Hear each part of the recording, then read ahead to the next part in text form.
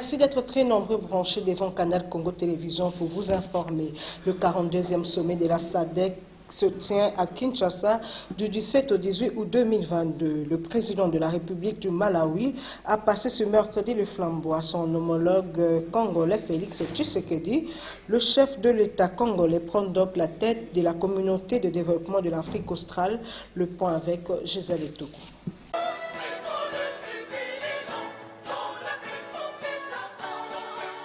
Désormais, c'est le chef de l'État, Félix Antoine Tshisekedi Tshilombo, qui assurera la présidence de la communauté de développement de l'Afrique australe SADC pour l'exercice 2022-2023. La cérémonie de passation de pouvoir entre le président sortant, les Malawites, Lazarus Chakwera, entrant Félix Antoine Tshisekedi, a eu lieu ce mercredi à l'occasion du 42e sommet de chefs d'État qui se tient à Kinshasa.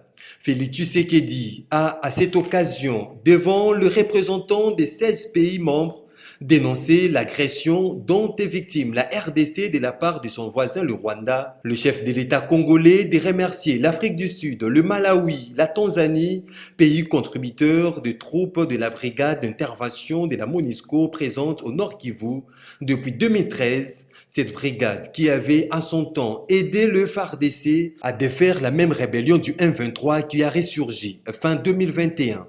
Parmi les pays membres de la SADC, il y a l'Afrique du Sud, l'Angola, le Botswana, la RDC, les Lesotho, Madagascar, le Malawi, les îles Maurice, le Mozambique, la Namibie, Swaziland, le Seychelles, la Tanzanie, les Comores, la Zambie et le Zimbabwe. Elle a pour, entre autres objectifs, de réaliser le développement et la croissance économique, alléger la pauvreté, mettre en valeur les niveaux et la qualité de la vie du peuple austral et assister les désavantagés sociaux par l'intégration régionale. Au chapitre de réaction, John Kankonde, communicateur de l'Union sacrée de la Nation, qui se réjouit de l'élection de Félix Tshisekedi à la tête de la communauté de développement de l'Afrique australe SADC, d'indiquer que c'est la victoire diplomatique du chef de l'État à travers l'organisation du 42e sommet de la SADC. Ces propos sont recueillis par Maxime Macabre. Avant de clore mon propos, permettez-moi de remercier notre communauté, la SADC, pour sa solidarité avec le peuple congolais au moment où notre pays est victime d'une agression lâche et barbare de la part de son voisin, Félix le Rwanda. Tshisekedi a pris officiellement ce mercredi 17 août la présidence de la communauté de développement de l'Afrique australe SADC pour l'exercice 2022-2023 au cours du 42e sommet du chef d'État et gouvernement de cette communauté qui se tient à Kinshasa. Une victoire diplomatique pour la RDC, estime John Kankonde, l'un des communicateurs de l'Union. La RDC a beaucoup à gagner, c'est sur le plan de la diplomatie. La RDC a je peux dire, une orientation ou bien un honneur exactement aujourd'hui parce que cet éléphant de pied d'argile est en train de se mettre debout. Aujourd'hui, on peut entendre la voix de la RDC un peu partout dans le monde. C'est un interlocuteur valable, que ce soit vis-à-vis des États-Unis d'Amérique, vis-à-vis de l'Union européenne, vis-à-vis d'autres institutions. Qu'est-ce qui va avantager le peuple congolais? Mais vous devez d'abord savoir, dans le charte qui régit la SADC, on énumère ici la sécurité, on énumère la sécurité économique aussi, on énumère aussi le bien fondé, la façon dont éradiquer la pauvreté dans les continents. Peu quelques mots, mais pour ce qui nous concerne les Congolais, vous savez déjà que sur le plan économique, notre pays est stabilisé parce qu'il n'y a pas de fuite de capitaux. S'agissant du déploiement de la force régionale à l'est de la RDC pour traquer les groupes armés, John Kankonde indique. Ça ne fait pas partie de... Écoutez, d'abord, ces troupes ougandaises sont entrées ici officiellement. Ils ne sont pas venus dans par autorisation, effectivement, pas pour entrer dans un pays conquis. Deuxièmement, vous vous rappelez, il n'y a pas très longtemps, que le chef de l'État avait porté la plainte dans les communautés East Africa pour des anglophones aussi, notre pays y adhère maintenant, pour dire, voilà, nous sommes attaqués en tant que pays membre, agressés par un membre de cette institution, vous devez faire quelque chose. Raison pour laquelle il y a eu une résolution. Ce n'était pas la faiblesse, mais ils ont fait une résolution pour envoyer un troupe régional pour aller appuyer les militaires congolais, la FARDC qui fait un travail énorme. Ici, je tiens à le féliciter aussi le chef de l'État, que sous son leadership, sous son impulsion, sous la diplomatie agissante, ces gens-là se sont dépêchés. On n'a pas voulu attendre que le MONUSCO puisse faire quoi que ce soit. Encore des réactions au sujet de l'arrivée des troupes burundaises pour traquer les groupes armés qui écument l'Est de la RDC. Le président du groupement politique Milelo Yamboka s'interroge sur les dessous des cartes de ce qui va se passer par la suite. Il est au micro de Gisèle Etoko. Que va payer la République démocratique du Congo au Burundi à la fin de l'opération de traque de rebelles qui écume sa partie Est? Telle est la grande question que se pose le président du groupement politique Milelo Yamboka, leader Kinzondi. Bon, que nous ayons cette force mutualisée avec les partenaires internationaux comme nos voisins, les pays voisins, mais quelles seraient les factures que la RDC devra payer parce que la population congolaise a besoin de pouvoir savoir les dessous des cartes de ce qui pourrait se passer par la suite. Alors, quel serait le temps que toutes ces forces mutualisées passeront dans notre pays? Parce que nous ne sommes pas sans doute dans l'obligation d'oublier que la MONUSCO avait nécessairement un timing pour vivre ici dans notre pays, mais ici nous passons plusieurs décennies que la MONUSCO n'est pas encore partie.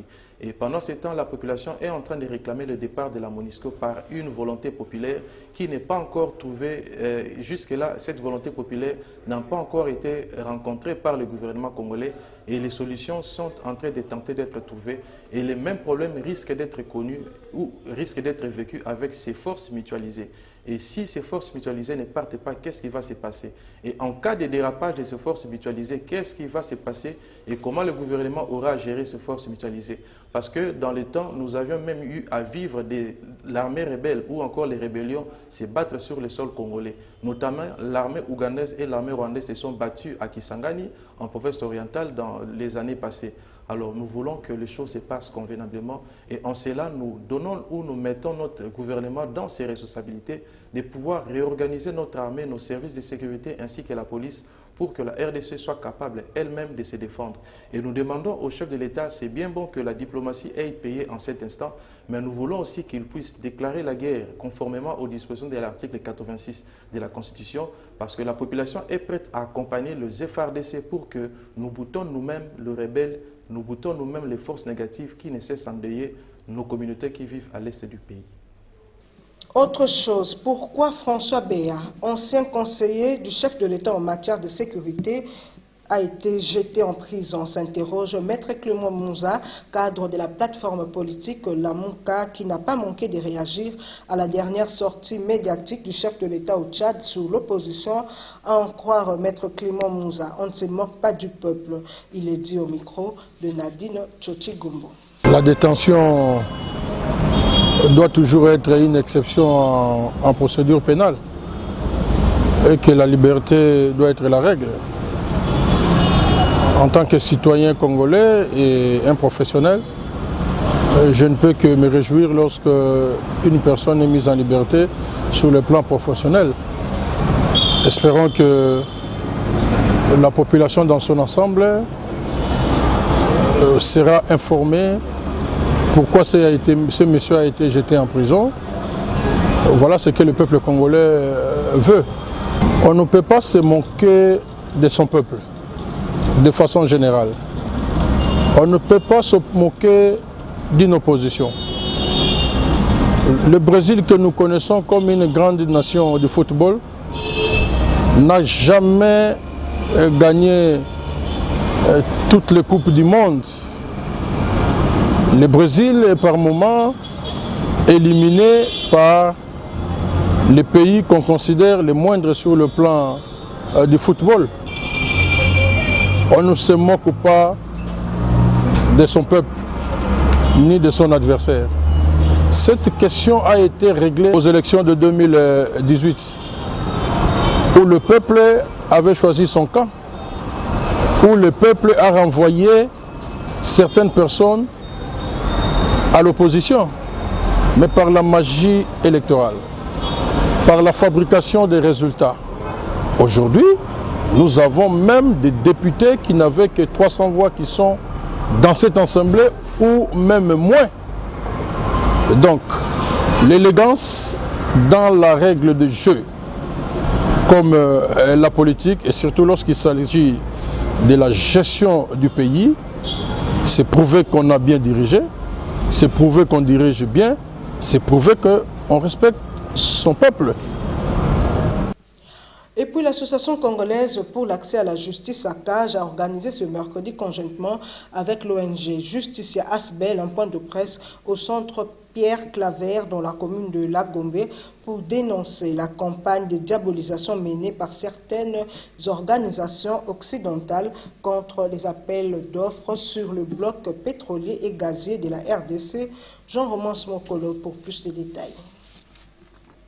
Il y a eu d'abord l'AFDEL avec les James Cabaret. Au terme du point de presse organisé conjointement avec Maître Timothée Mbouya de Justicia Asbel et le président de l'ACAJ, Maître Georges Kapiamba, a notamment exhorté les Congolais à se départir de leur mentalité de néocolonisés afin de prendre leur destin en main comme un peuple souverain. Deux choses importantes. La première, c'est que nous devons nous réveiller, nous départir de cette mentalité des néocolonialisés. C'est-à-dire que nous ne devons plus nous considérer comme des personnes sous la colonisation. Nous sommes indépendants et nous devons être capables de participer à la définition de nos propres intérêts vitaux en tant que peuple souverain, comme les autres peuples du monde. Nous devons nous départir des recettes du genre pour que nous puissions réaliser tel rebond économique, financier, politique. Il faut attendre d'abord de savoir qu'a dit la Belgique ou que pense la France, que pensent les États-Unis. Nous devons mettre fin à ça. Nous devons nous-mêmes penser de ce que nous devons être aujourd'hui, demain, et ce que nous devrions faire pour nos progénitures futures. Et donc, par rapport à ça, parce que nous sommes un peuple souverain et que nous jouissons aussi du droit à nous autodéterminer, ce qui suppose que nous devons être les seuls à décider quand est-ce que nous pouvons exploiter nos ressources naturelles, bien entendu, en coopération avec les autres nations du monde, mais sans nous laisser dicter par les étrangers qui croient aujourd'hui qu'ils peuvent utiliser ces moyens subtilement pour maintenir la RDC dans la pauvreté, pour maintenir la RDC dans une situation où elle va être considérée comme un pays, la risée du monde, un pays qui peut recevoir des coups de n'importe quel autre petit pays, comme c'est le cas aujourd'hui avec nos voisins. Et enfin, nous devons retenir le fait que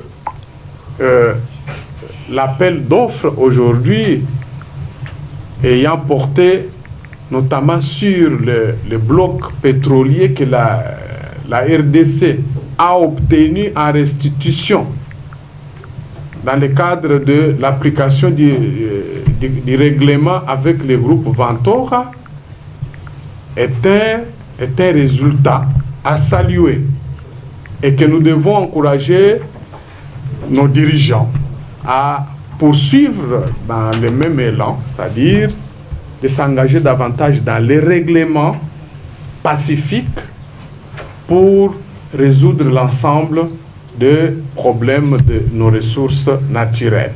Nous avons encore...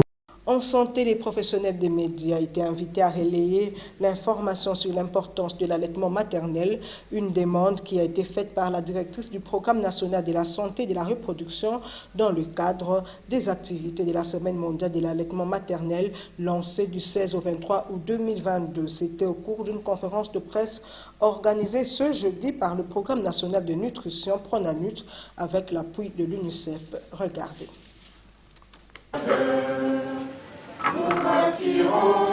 Elle a, au nom de membres du gouvernement, dont le ministre de la Santé publique, Hygiène et Prévention et celle du genre, famille et enfants, rappelé qu'étant donné que la presse est proche de la population, c'est important de relayer l'information sur la pratique de l'allaitement maternel pour sauver 2 enfants, le mère et les familles face aux conséquences de l'absence de l'allaitement maternel. Pour Anne-Marie Touma, directrice du Programme national de la santé publique et de la reproduction, cette activité qui s'inscrit dans le cadre de la Semaine mondiale de l'allaitement maternel uniquement en République démocratique du Congo constitue un moment fort de relever les défis car la RDC connaît des cas de malnutrition des enfants de moins de 5 ans à de propositions inquiétantes.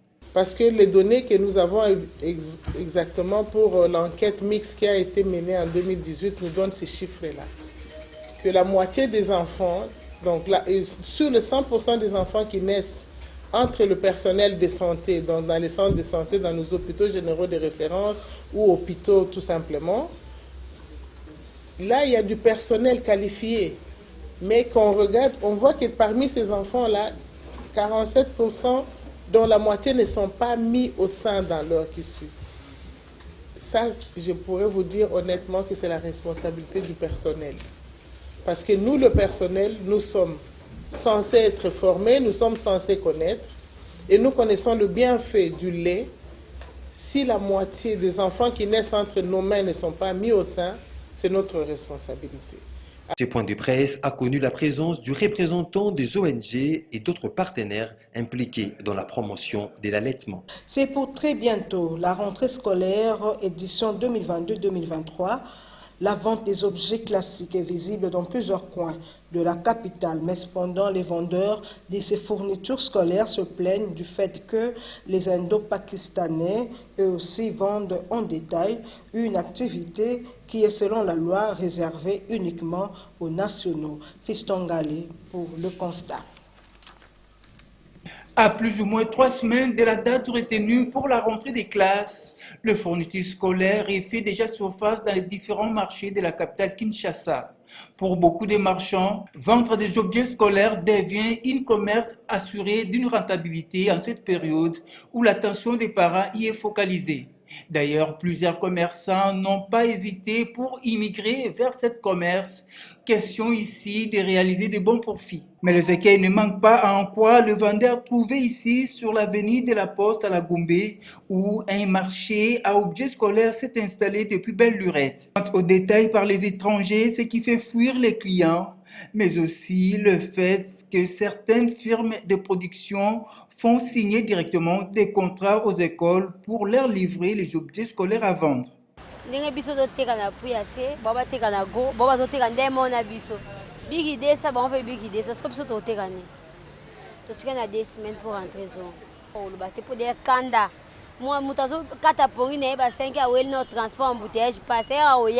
bende bafongoli batela biso bato bayela biso na mboka o po biso tomoyi otomo osala te bando na biso moku basombaka te banda bamona bandeko mosusu baya batonda kuna so hotel batondi biso tovandi atokauki biso na moyi bakile mpe moye basalisa te parce que bende bateka crayon moko biki moko gomme moko biso tosomba mpa bango bagrossiste na gros bango so bateka na détail sikoyo biso bana basombela biso ka bamemi bakile oyo biso tokoteka yango bango bakateke moye toteka eza te nde bateka crayon moko gomme moko biki moko sikoyo biso totekela banani biso tosombaka mpa na bango bango so bateka na détail biso sikoyo badétail totekela nani biso mo baya droit bakoyo mboka fai totekela na détail bango so bateka na détail sikoyo biso banani basombela biso. De plaintes auxquelles l'État congolais est appelé à suivre de près pour remettre de l'ordre, afin de permettre au C'est pratiquement la fin de ce journal sur Canal Congo Télévision. Merci à tous qui l'avaient suivi. Au revoir.